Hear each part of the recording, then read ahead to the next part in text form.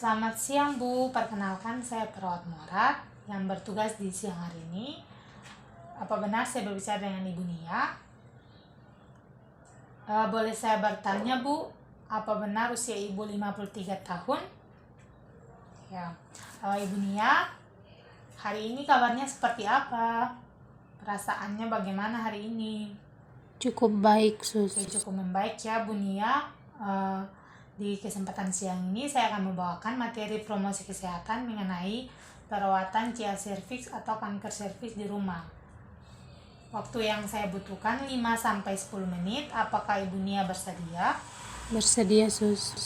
Baik Bu, kalau Ibu Nia bersedia, apakah ada yang ingin Ibu tanyakan? Tidak ada, Sus. Tidak ada ya. Ibu Nia, saya akan menjelaskan tahap dalam materi kita hari ini, yaitu saya akan menyampaikan materinya, kemudian kita masuk pada evaluasi, di mana saya akan bertanya kepada Ibu apa materi yang saya bawakan hari ini, apakah Ibu bisa mengerti atau tidak. Kemudian saya akan minta Ibu untuk menjelaskan kembali, jadi Ibu juga bisa bertanya kepada saya apakah ada yang kurang paham, kemudian mungkin saya terlalu cepat dalam menyampaikan materinya, bisa Ibu sampaikan. Begitu ya Bu, apakah Ibu bersedia? Bersedia, Sus. Baik Bu, kalau Ibu bersedia kita mulai saja ya Bu. Ini Bu materi yang sudah saya siapkan, Ibu bisa lihat di sini, saya sudah print, bisa Ibu lihat di sini. Sebelum saya masuk pada inti perawatan CA cervix di rumah, apakah Ibu sudah mengetahui tentang apa itu kanker cervix? Belum terlalu, Sus.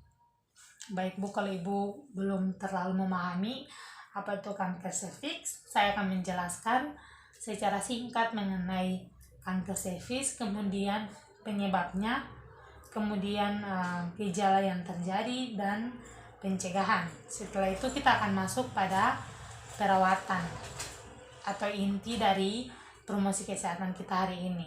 Baik Bu, saya akan menjelaskan, yaitu yang pertama mengenai kanker cervix, yaitu kanker cervix adalah kanker yang tumbuh pada sel-sel rahim atau pintu rahim di antara kemaluan dan rahim.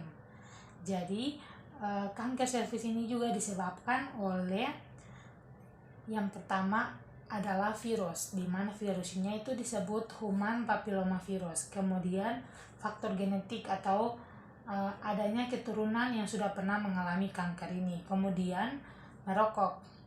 Kemudian hubungan seksual di bawah usia 16 tahun.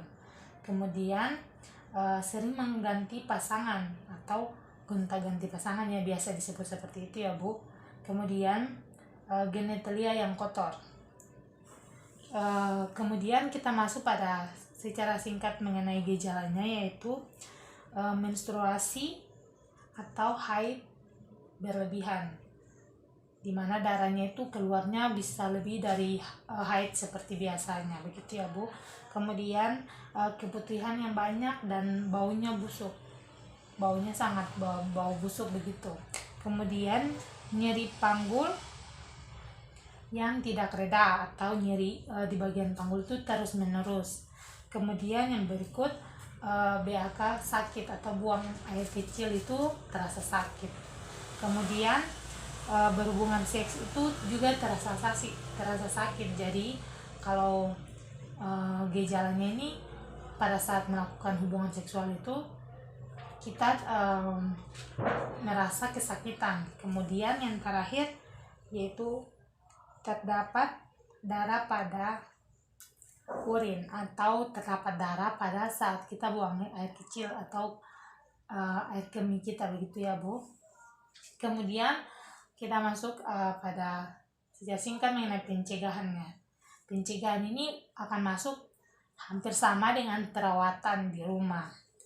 Jadi pencegahannya itu meliputi pola hidup yang bersih dan sehat, kemudian kebersihan lingkungan, kemudian menghindari kebiasaan merokok, kemudian menghindari hubungan intim yang masih di usia dini atau hubungan intim dilakukan di usia 16 tahun seperti saya sampaikan tadi ya Bu. Kemudian hindari pembersihan genitalia dengan air kotor, atau saat kita membersihkan area genitalia kita tuh biasanya tidak melihat air itu bersih atau kotor lagi, kita udah langsung membersihkan diri. Kita harus melihat dulu airnya bersih atau kotor ya.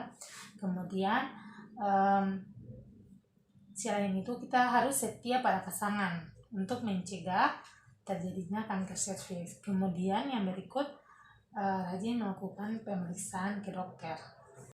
Ya baik Bu, kita masuk pada inti dari promosi kesehatan hari ini, yaitu perawatan CSRV di rumah. Jadi perawatan CSRV di rumah ini meliputi meningkatkan kesehatan seperti mengkonsumsi makanan yang sehat, yaitu sayur, buah-buahan, dan ikan. Kemudian makanan yang menurut Ibu tidak mengandung bahan kimia, atau contoh seperti pupuk-pupuk. Nah itu kan harus kita hindari juga ya Bu.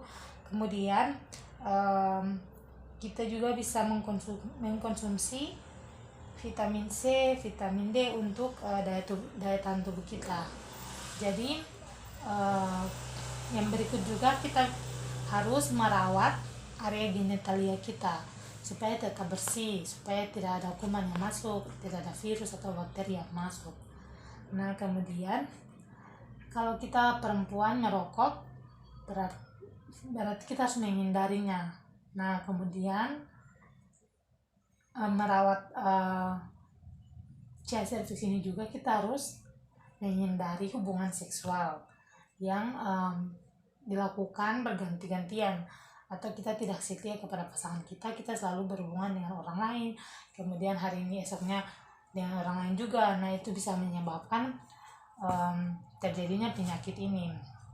Kemudian yang berikut, ketika perawatan yang kita lakukan di rumah, kita bisa mengkonsumsi obat-obat tradisional, tapi kita harus tanyakan juga ke dokter apakah obat ini bisa untuk kita minum, atau kalau kita sudah tidak bisa lagi melakukan perawatan di rumah, kita bisa langsung ke dokter untuk melakukan perawatan sesuai anjuran dokter.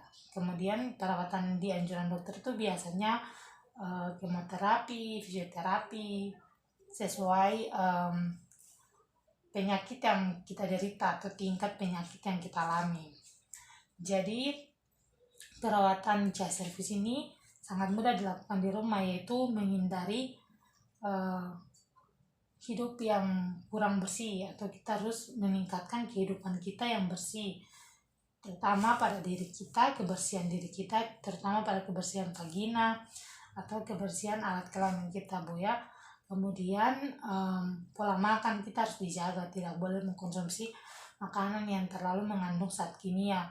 Kemudian yang berikut, kita harus rajin mengkonsumsi obat yang diberikan oleh dokter, atau kemudian yang berikut lagi, kita harus mengkonsumsi vitamin C, vitamin D untuk kesehatan tubuh kita ya Bu. Kemudian yang berikut lagi, yang terakhir itu, kita harus tetap menjaga kesetiaan kita kepada pasangan kita untuk tidak menularkan penyakit ini, karena penyakit ini juga bisa menular ya Bu. Mungkin itu saja materi perawatan CSRV di rumah. Kita masuk pada evaluasinya ya Bu.